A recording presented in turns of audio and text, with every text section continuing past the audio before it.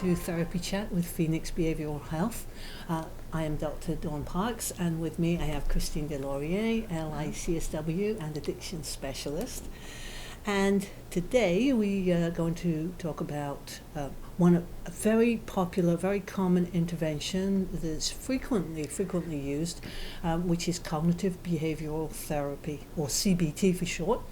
In fact, we have a lot of clients or potential clients who will call us asking, do you offer CBT as an intervention?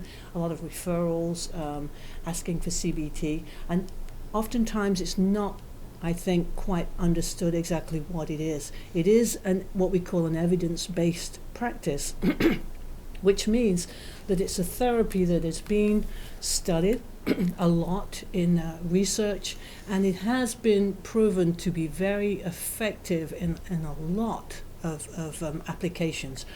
Not for everything and not for everyone, but it is a really good therapeutic tool, and in most cases it's been very helpful. So today we're going to discuss a little bit more about what exactly that is.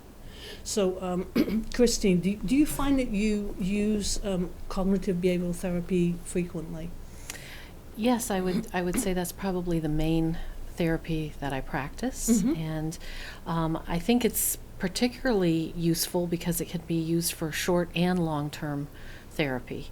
A lot of insurance companies like that the fact that you might use CBT or cognitive behavioral therapy, because a lot of them like shorter term therapy potentially, especially some of the HMOs and things like that, and so it's very effective.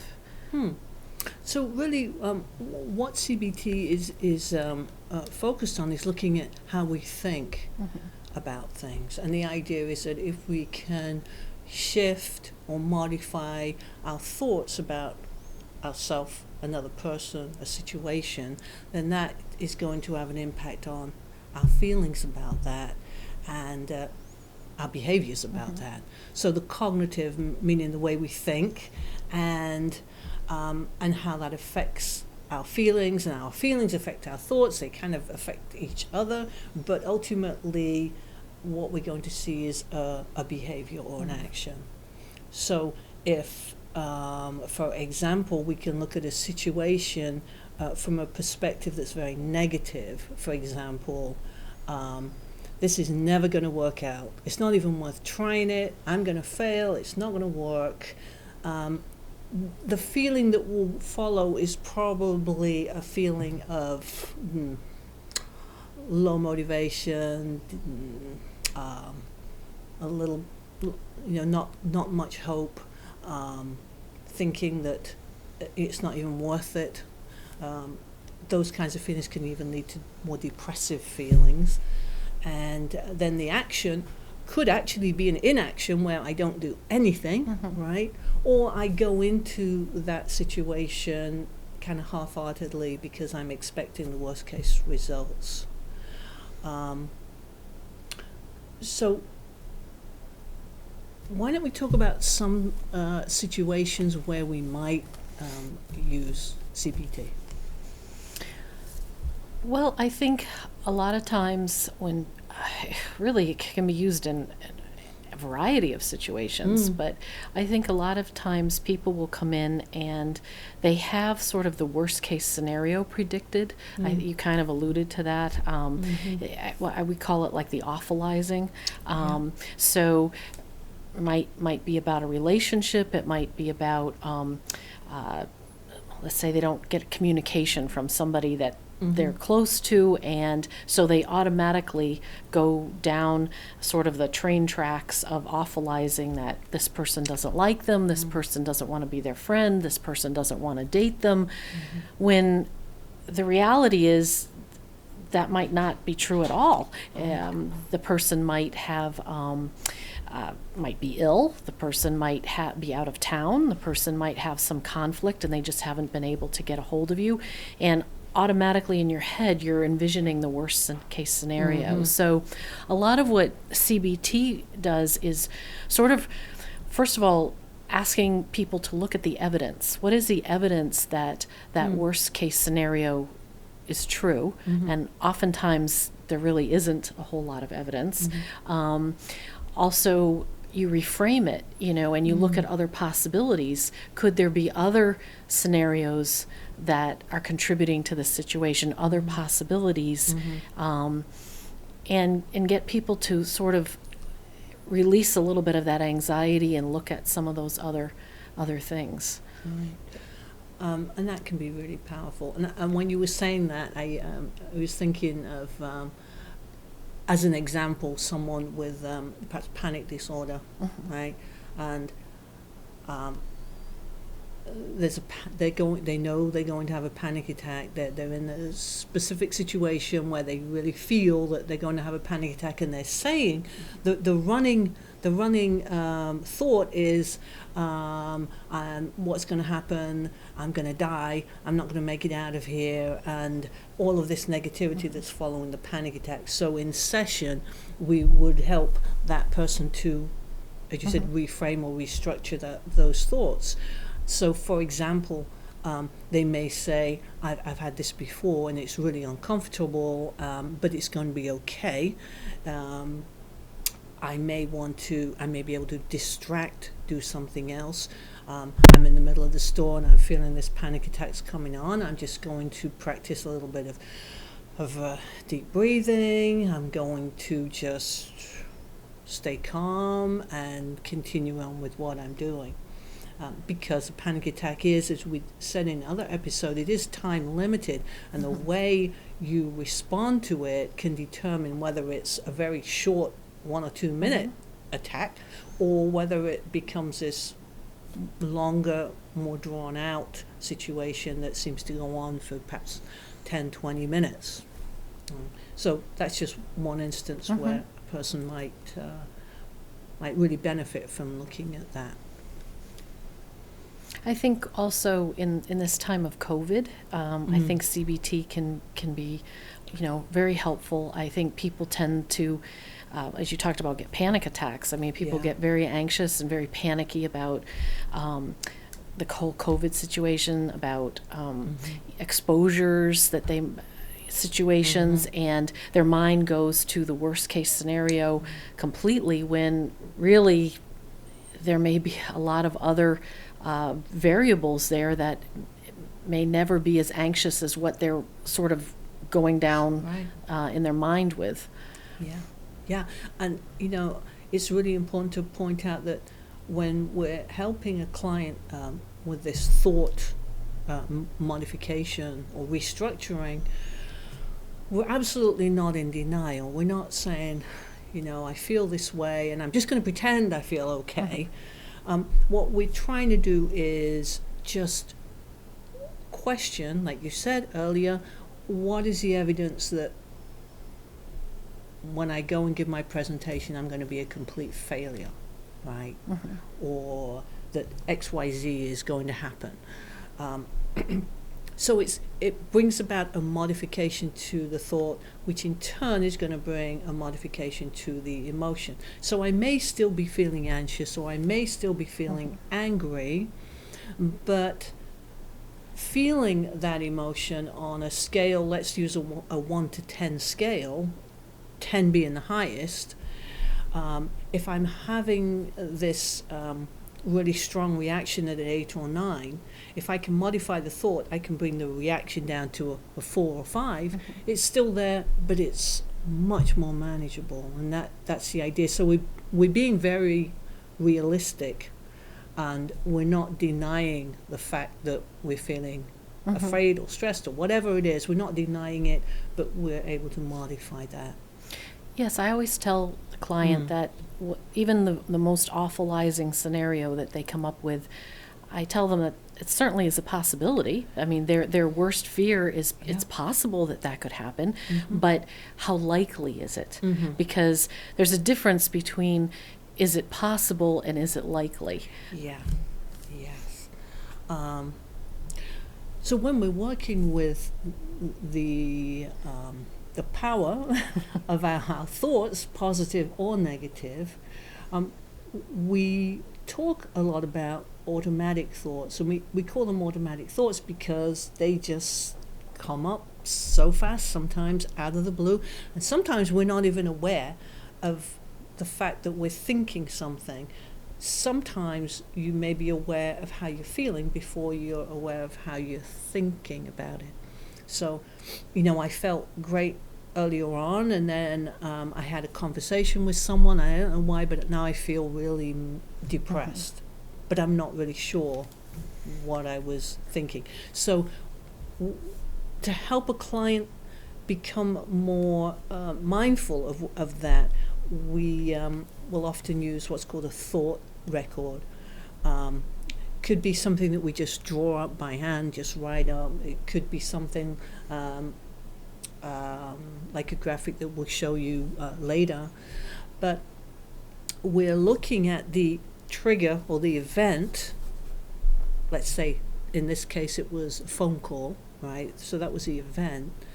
And I may not be aware of the thoughts, but I may be aware that when I put the phone down, I felt really sad or really negative about something. Now, if I can track that, I can start to look back. Yeah, but what was going on? What did we talk about? What was that? So I become more aware of my own thought process. And that would be one of the early steps that we would do in CBT. In fact, with CBT, very often a client has homework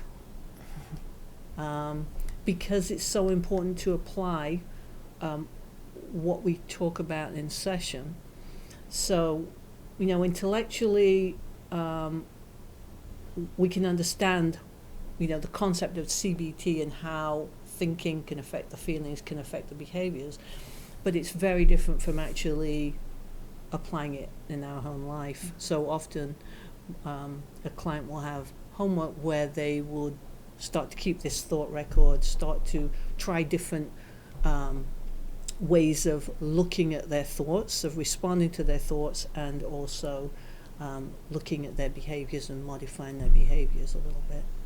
The other thing that clients often do is they do a lot of mind reading. Yes. And so that's another area that we can work on in CBT. Yeah. People tend to predict what they think another person is thinking. Mm-hmm. They assume that they're thinking this way or that way about them or an event. And part of CBT is also reframing that and taking a look at that again. How likely is it, or how realistic is it that they are in fact thinking what you think they're thinking, is it possible that something else could be going on? And sometimes just allowing themselves to realize there's other possibilities can be very helpful. Yeah. And typically too with CBT and looking at the automatic thoughts, we'll try to go back with the client to find the source of the automatic thoughts, which in some cases could take a while. It could be a relatively long process to really discover what we call the core beliefs. But the core beliefs, it's almost like a program, a computer program. If my core belief is that everyone's out to get me and I can't trust anyone, that's going to color all of my interactions, all of my experiences. So something comes up, I'm in a particular situation, my first thought and feeling that goes with that thought would be, they did it on purpose because they don't like me, and they, whatever negative reason. Whereas someone with a more neutral core belief is going to have a more neutral behavior. So with these core beliefs, if we can start to uncover them, we can start to modify the actual core belief, which in turn is going to create more modified automatic thoughts.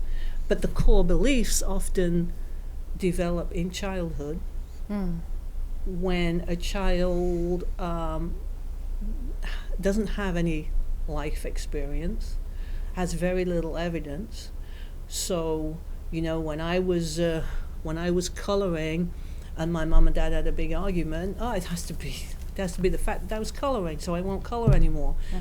Things like that. But if they go unanswered, and depending on other events that happen in childhood, support systems, etc., I can become an adult.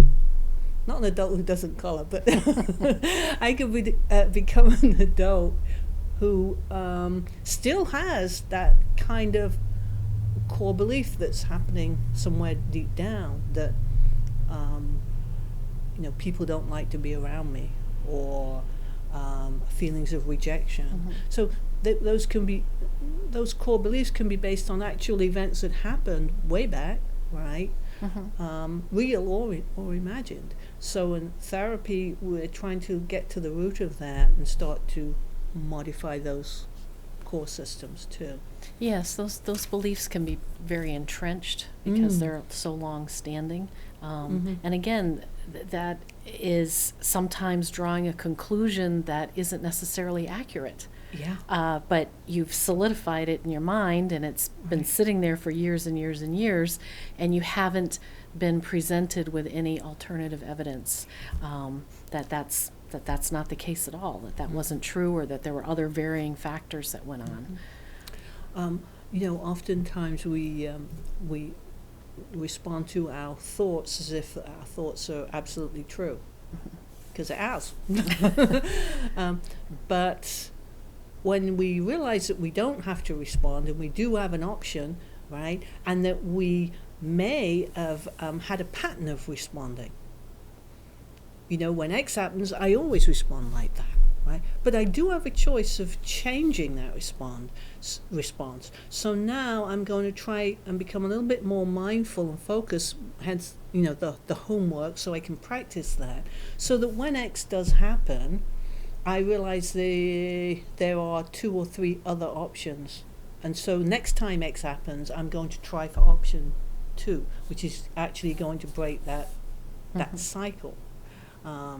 But it takes practice, Yeah. Actually, we're going to put up a graphic that talks about dysfunctional thinking patterns, and that the one on the graphic has a core belief, and you can see on that box that the core belief is I have to be perfect, right? So here it says, only if I do everything perfectly will I be loved. That's my core belief. And the little things coming off of there, the little clouds, right, the thought boxes, are what we would call the automatic thought. So my core belief is driving all of these automatic thoughts. So believing that everything has to be perfect, we can see the example here. I made a cake and it's not perfect, right? They're going to hate me for it, right? It's her birthday and I have to find exactly the right present for me. Because if I don't, then she's going to think that I didn't care enough about her because I didn't spend time getting the right thing. So it has to be absolutely right. I need to outperform my brother to win my parents' love. I just lost a client. My boss is going to hate me, right? So you can see that having a core belief like that of perfectionism can lead to a really hard life because everything is colored through that lens. I see everything through that lens. True or not, it doesn't have to be true for me to have that feeling, that reaction to it. So I could just sit here, for example, and think of something really, really negative, and well, very, very likely I'm going to feel down and sad after a while. But I can equally think of something very positive, and I'll feel a little bit better. So it doesn't matter whether the thought is true or not. The feeling that's going to follow and the behaviors that are going to follow will probably be based off of that feeling. Mm-hmm. So that's what CBT is about. It's really challenging that. Mm-hmm. So if we look at graphic number 2, this is a picture of a thought record. And as we said earlier, this is a formal printed one, but we could just write this down and work with our client, where sometimes it's called the ABCs, right? So we have A, which is the activating event, right? And then B is the beliefs, and C, the consequences or the outcomes. So here we have a few more columns added on to this, but basically it's those 3 columns, A, B, C. So let's say the activating event is my boss says to me, I'm a car salesman, and he says to me, well, your quota has gone up, you have to sell 5 more cars, starting from next week, 5 more cars. And let's say we have 5 employees there. We could get a very different response from all 5 employees. I mean, one who's trying really hard to be in sobriety may say, I can't do this, I need a drink, and lose sobriety. Someone may be severely depressed, become suicidal. I'm not going to be able to keep my job. This is terrible. Someone else may have a major anxiety attack. Someone else may be angry, feeling that the boss has something against them and wants to get rid of them, so they're setting them up. But then the 5th person may say, this is great. Now I can finally show my boss what I can do. A great opportunity. And the only thing that's changed between the activating event and the outcome is that center point, which is my belief system. Right? So when we're working with a client, if the client can start to see that the modifications that are happening in the middle can be really, really powerful, and start to practice that day to day, that can make an amazing positive difference. This could be great in a lot of different areas, especially things like anxiety and depression. Yeah, anxiety for sure. Yeah. I see a lot of people with anxiety. What typically they'll do is go down the train tracks of awfulizing and mind reading and get way ahead of themselves, predicting the future, and using CBT and just reframing things and having them really explore the evidence of their thoughts. It can really make a change in how they look at a situation and really help them anxiety-wise. Yeah. And when we see clients coming in with high stress levels or depressive thinking, we're seeing the world through a lens of depression. And whether the depression is clinical or situational, it's still a very certain way of filtering that's happening. And so we can challenge those more negative thoughts. And sometimes a simple act could be, well, think of someone who I see as a positive person. What would they say? How could they think about it?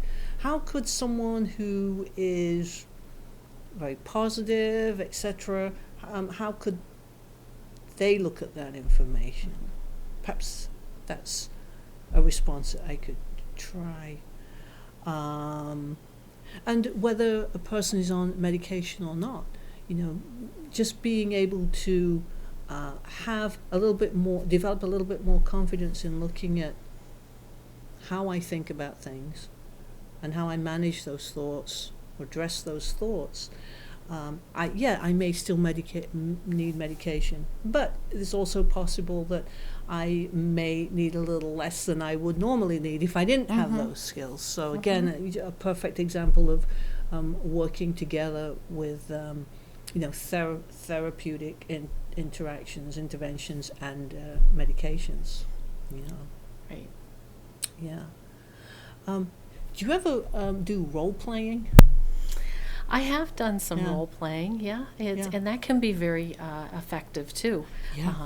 Absolutely. I think that clients get a lot out of that, and they can sometimes even see the humor in the situation of their thoughts Yeah. when you role play, and Yeah.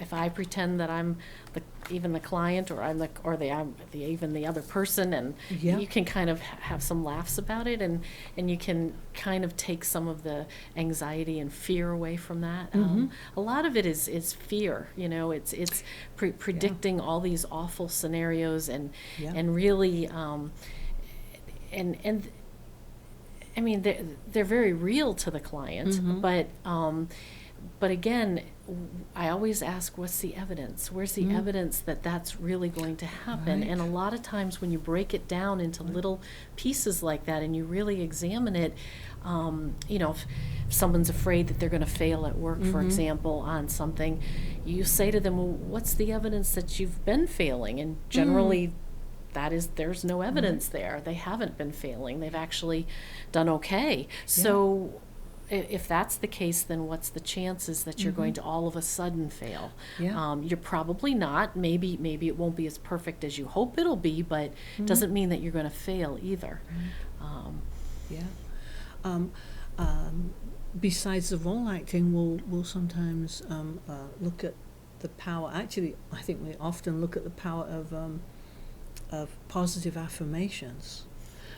And a person may say, that feels really fake. I mean, I feel really uncomfortable saying, well, all these positive things, but it really can be really, really helpful, really powerful, and sometimes, I'll have a client who is really having a hard time with that. And so I'll say, okay, well, so if you have a negative thought, then let's make a deal with yourself, right? That if I have a negative thought, I'll at least come up with something that's opposite. Whether I believe it or not, I'll look for something that could be the opposite. Right? When even though it feels a little bit kind of uncomfortable at first, when you do start to think more positively, or respond to a negative thought in a more modified way, it does have that kind of a trickle-down effect, because then you do feel less whatever that emotion is, right? But again, it's a practice, and it's always more powerful to create your own positive affirmations that really apply to you. But if a person's having a hard time doing that, it might be just, let's find some inspiring motivational quotes, something that you connect with, and just cut them out or write them or put them somewhere, and just look at them and repeat them to yourself 2 or 3 times, every so often throughout the day. I'll tell clients to fake it till you make it, really. I'll say, I know it's uncomfortable. I know you don't feel right saying that affirmation to yourself, but I'll just tell them to just keep practicing it and say it, and it's better to hear something like that than to hear the negative. Exactly, yeah. So in our next episode, we're going to talk about personality disorders, and we're going to see how our the way we think really plays a big role, because we with all the personality disorders, there's a very rigid type of thinking that's this way, and it's very hard to kind of change and move over here. So we'll be exploring that in our next session. So thank you for joining us today. We hope that you learned something from our discussion about PCT, and hope that you'll join us next session. If you have any questions or thoughts or comments, anything that you would like us to talk about, you can contact us at drparks@phoenixinfo.online, or call us at 508-623-3931. Thank you, and we'll see you soon.